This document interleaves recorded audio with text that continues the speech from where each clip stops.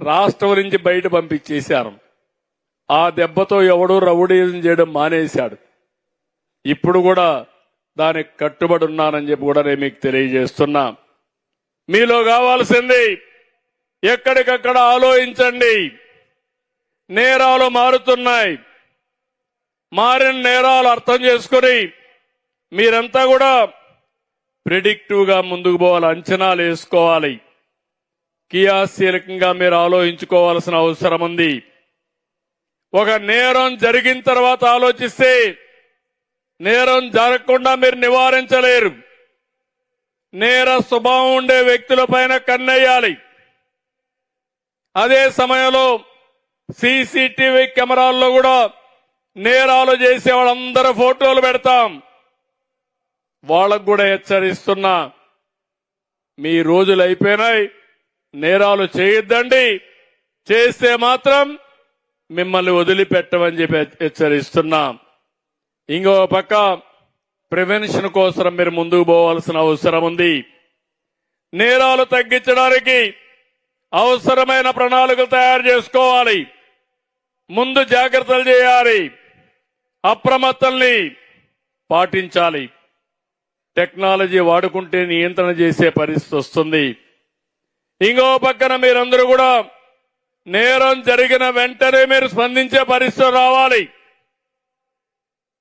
వేగం కూడా పెంచాలి. ఎందుకు నేను ఈ మాట వాడుతున్నానంటే, ఇటీవల ఒక కేసు ఒకటి జరిగింది ఇక్కడ.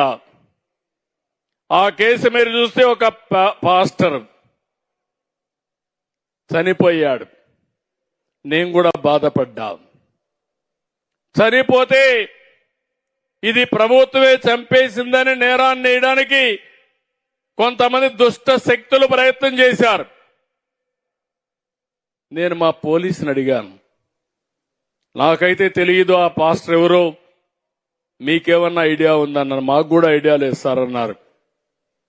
హైదరాబాద్ లో ఉంటాడు, రాజమండ్రికి వెళ్తున్నాడు.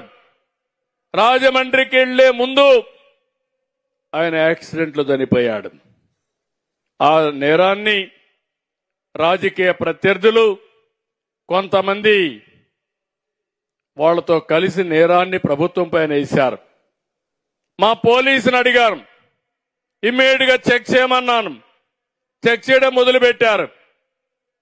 కడాన నేను అడిగాను, మొత్తం సీసీటీవీ కెమెరాలు ఉన్నాయి, లింకులన్నీ తీయమన్నాం.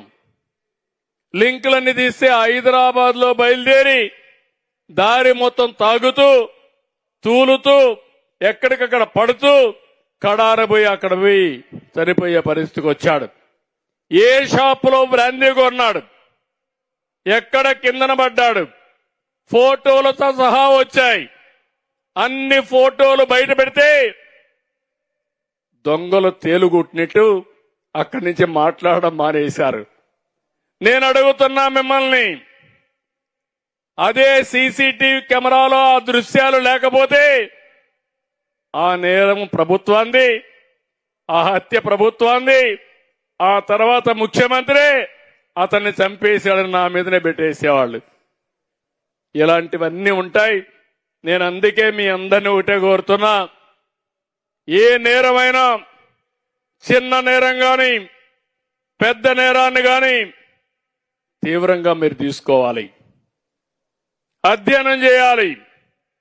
అన్ని కోణాల్లో మీరు ముందుకు పోతే అప్పుడే ఇది సాధ్యమని చెప్పి కూడా నేను మీకు తెలియజేస్తున్నా. నేను అందుకనే ఈరోజు నేను చాలాసార్లు చూశాను, ఒకప్పుడు నేరస్తులు రాజకీయాల్లో ఉండేవాళ్ళు కాదు. నేరాలు చేసేవాళ్ళు కూడా రాజకీయ నాయకులు సపోర్ట్ చేసేవాళ్ళు కాదు, భయపడేవాళ్ళు. ఇప్పుడు బరిదిగించే పరిస్థితికి వస్తున్నారు. ఎందుకంటే మామూలు నేరస్తుల్ని మనం హ్యాండిల్ చేయొచ్చు, కానీ రాజకీయంగా ఉండే నేరస్తులైతే వాళ్ళకి సపోర్ట్ కూడా వచ్చే పరిస్థితి వస్తుంది. కానీ ఒకే ఒక విషయం ఈరోజు ఇక్కడ కోరుతున్నా, నేను ఎక్కడా రాజీ పడను. రేపు మా పార్టీ చేసినా, మా మిత్రుడు పవన్ కళ్యాణ్ పార్టీ గాని ఎవరు మేము చెయ్యం. చేస్తే అలాంటి నేరస్తులకి పూర్తిగా సహకరించమని మరొకసారి మీ అందరికీ విజ్ఞప్తి చేస్తున్నా. మాకు స్టేట్ ఫస్ట్. ప్రజలకు ఎక్కడ కూడా అసౌకర్యం కలగడానికి వీలు లేదు. రాష్ట్ర భద్రతకే మా ప్రాధాన్యత. అందుకే నేను మిమ్మల్ని అందరినీ కోరుతున్నా. ఇటీవల కొన్ని చూస్తే నాకు ఆశ్చర్యం వేస్తుంది. లేడీ డాన్స్ తయారైపోయారు. మహిళల్లో ఈ రౌడీలుంటారు నేను ఊహించలేదు. మనుషులు కూడా చంపించే పరిస్థితికి వస్తున్నారు. పెద్ద పెద్ద నాయకుల్ని మేనేజ్ చేసే పరిస్థితికి వస్తున్నారు. అవన్నీ చూస్తే నాకే ఆశ్చర్యం వేస్తా ఉంది. 5 ఏళ్లలో ఎంత పతనావస్థకి వెళ్లిపోయావని. మామూలుగా లేడీస్ అంటే నాకు చాలా గౌరవం, వాళ్ళు ఎప్పుడు రారని. అలాంటి వాళ్ళను కూడా అడ్డం పెట్టి గంజాయి గాని ఎక్కడికక్కడ రౌడీజం చేయడం, భూ కబ్జాలు చేయడం, ఇవన్నీ చేసే పరిస్థితికి వచ్చారు. అందుకే ఈరోజు పోలీసులకు పూర్తి స్వేచ్ఛ ఇచ్చాం.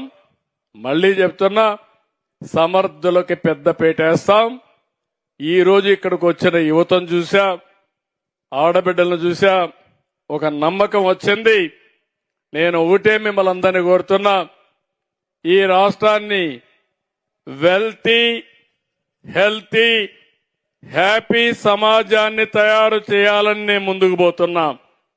దానికి కావాల్సింది లా అండ్ ఆర్డర్, శాంతి భద్రత. ఇక్కడ రాజీ లేదు. ఏ సంఘటన జరగకుండా చూసుకోవడం ఒక బాధ్యతగా తీసుకుంటాం. అలాంటి పవిత్రమైన కార్యక్రమాన్ని నేను తీసుకున్నప్పుడు మా యువ కిషోరాలు, యువ పోలీస్ పూర్తిగా సహకరించండి. మీ గౌరవాన్ని పెంచే బాధ్యత నాది. ప్రజలకు రక్షణ ఇచ్చే బాధ్యత మీదని మరొక్కసారి మీ అందరికీ